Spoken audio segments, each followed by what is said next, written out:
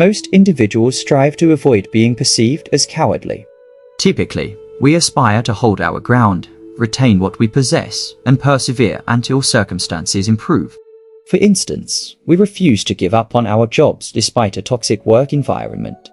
Or we maintain friendships and relationships even after repeated attempts to alter negative behaviors. Nevertheless, there are moments when we must evaluate whether persisting in a situation is truly beneficial. Occasionally, the most prudent choice is to decisively depart from the situation. Departing can be liberating, though some may view it as admitting defeat. Yet, determining when to leave is not straightforward. It is a multifaceted decision influenced by our fears and emotional tears. Essentially, it involves introspection. Is this circumstance conducive to my well-being, or is it time to move forward? While this question appears simple, it often proves exceedingly challenging to answer. This video delves into the concept of walking away by drawing from philosophy and somewhat unexpectedly, economics, to help us navigate when it's appropriate to remain in a situation and when it's beneficial to leave. Interestingly, some individuals view walking away as a sign of weakness. Yet paradoxically, those who hold this view often gain from our continued presence. Why is this so? It's because walking away often strips them of power over us. Walking away, in essence, asserts our ability to flourish independently of their influence. Consequently, it becomes a potent negotiating tactic by showing our willingness to walk away. We demonstrate our autonomy from the outcome and bolster our position. Nevertheless, many struggle with the decision to walk away. Part of the difficulty lies in our attachments. We hesitate to walk away because of the emotional bonds we have with what we intend to leave behind. This attachment can manifest even before we acquire the object of our desire. For instance, we might develop a strong attachment to a car we've been eyeing online, discussing with friends and loved ones, and imagining owning. When we're attached to something, be it an envisioned future, a current possession, or past memory asset, becomes arduous to relinquish it. This challenge applies to objects, people, animals, and ideas alike. However, through these attachments, these entities gain power over us, allowing those who provide them to leverage this influence. For instance, a car salesman, knowing your fervent desire for a particular vehicle, understands his strong negotiating position. Your attachment to the idea of owning the car makes it difficult for you to walk away from a subpar deal, potentially leading you to overlook flaws. Similarly, attachments complicate walking away from toxic relationships.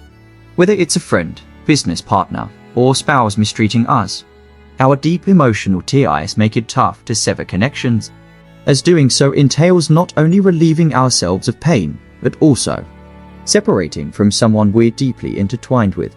When we opt to walk away from something we find distasteful, we inevitably forfeit something we covet. Moreover, the pressure from individuals who shame or guilt trip us for leaving can intensify the difficulty of taking that step. Another significant hurdle is the fear of the unknown. We are apprehensive about what might transpire if we abandon a familiar situation. What lies on the other side? Will it be an improvement or a worsening of our circumstances? We may despise our current job, yet the prospect of uncertainty upon leaving can be daunting. Similarly, contemplating leaving a toxic marriage might evoke fear of our worlds crumbling without the familiarity of that relationship.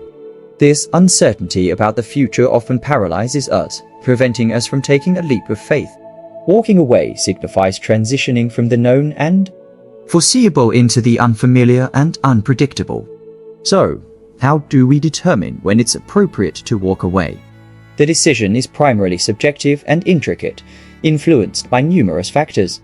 To aid in this decision-making process, the Stoic philosopher Epictetus introduced a simple yet powerful simile. Imagine a house with a fire generating smoke. As long as the smoke remains moderate and there is adequate ventilation to dissipate it, staying put may be acceptable. However, if the smoke becomes overwhelming and poses a threat, it's advisable to exit the house. This analogy serves as a metaphor for recognizing when it's time to walk away from detrimental situations. However, applying this analogy practically can be challenging. What precisely constitutes too much smoke? While instances of physical abuse may clearly indicate harmful effects, many situations are more nuanced, making it difficult to discern whether walking away is the right choice. In such cases, the complexity of the situation can obscure the harm, akin to being blinded by smoke.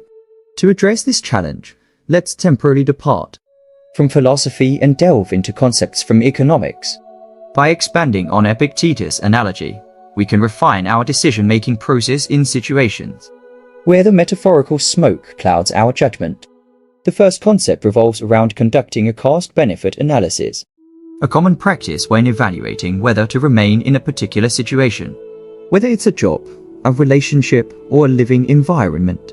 When we conduct such an analysis, we weigh the benefits, reasons why we initially entered the situation, or what we hope to gain by staying in it against the costs, the adverse effects, or drawbacks associated with it.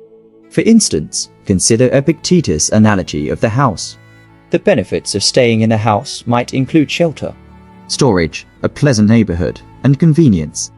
Over time, the house may acquire sentimental value, serving as a repository of memories and providing a sense of familiarity and belonging. However, the costs are represented by the harmful effects of the smoker: discomfort, impaired visibility, health risks, and potential psychological distress resulting from prolonged exposure. When the costs outweigh the benefits, indicating that there is too much smoke in the house, it becomes apparent that it may be time to walk away. Therefore, the level of smoke in the house becomes relative to the benefits it provides. Similarly, we can apply this cost-benefit analysis to assess relationships, jobs, and personal endeavors to determine if they have become excessively detrimental and warrant walking away. The second concept, the sunk cost fallacy, explains why individuals often remain in situations despite overwhelming evidence indicating that they should leave. This fallacy suggests that people persist in such circumstances because of the investments they have already made, whether in terms of time, effort, emotional commitment, or resources. An illustrative example is marriage. People invest significant time and emotional energy into their marriages, making it challenging to leave even when it becomes clear that the relationship is no longer viable or fulfilling. The sunk cost fallacy leads individuals to believe that they should continue on a detrimental path simply because they have already invested so much in it. However, recognizing the sunk cost fallacy enables individuals to make decisions based on the present and future without being clouded by attachment to past investments that are unlikely to yield the desired returns. By acknowledging that past investments are sunk and unlikely to be recovered by persisting in the situation, individuals can more effectively evaluate whether walking away is the best course of action. The next concept we'll delve into is the notion of opportunity cost. Simply put, every decision we make entails foregoing alternative options in the context of staying in a detrimental situation, such as enduring a smoke-filled house, a failing marriage, a toxic workplace, or an unsatisfactory living environment. We are not only subject to the harm of the current situation, but also miss out on potential benefits elsewhere. For instance, each moment spent in a smoke-filled house is a moment not spent in fresher air. Similarly, enduring a broken marriage or a toxic workspace deprives us of the opportunity to seek greener pastures elsewhere. The opportunity cost of remaining in such situations is substantial. It encompasses not only the harm we endure, but also the benefits we forego. Acknowledging the opportunity cost prompts us to consider alternative paths and potential benefits if we decide to walk away from the smoke. Instead of solely focusing on the risks of leaving, we should also weigh the risks of staying. What are the consequences of remaining in the smoking house? Aside from the immediate danger of suffocation, it's essential to acknowledge that while these concepts heavily rely on logic and reason, human behavior is often driven by emotional complexities that may not align neatly with rational analysis.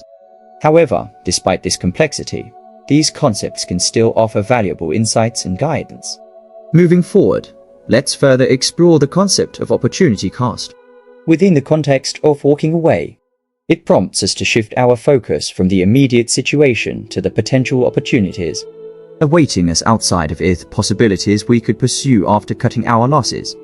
This concept serves as a poignant reminder that when we walk away from something, we are simultaneously moving towards something else. It's not as though we're stepping into a void of emptiness and despair. There's always another path awaiting us, even if we may not immediately recognize it. Thus, walking away often requires a leap of faith, a belief that when one door closes, another will open. While we may not know what lies beyond the door, should our uncertainty prevent us from taking the chance? Didn't Alan Watts famously remark that no worthwhile life can be lived without risks? Considering the vastness of our world and the multitude of opportunities it holds, this leap of faith becomes less daunting. There are countless possibilities awaiting us if we dare to seek them out.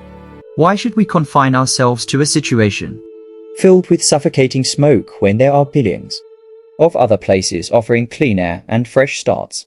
Despite this, many of us find it challenging to walk away from what we're attached to. The things we leave behind often become deeply intertwined with our identities and lives, making separation difficult. Moreover, human emotions and complexities sometimes hinder our ability to walk away, even when we can't fully articulate the reasons why. In closing, it's essential to remember that we never truly walk away empty-handed. We carry with us the memories and lessons learned from our experiences. What we leave behind becomes the foundation for new beginnings, a chance to cultivate something better in more fertile soil. So, while the decision to walk away may be daunting, it also holds the promise of growth and renewal. Thank you for watching.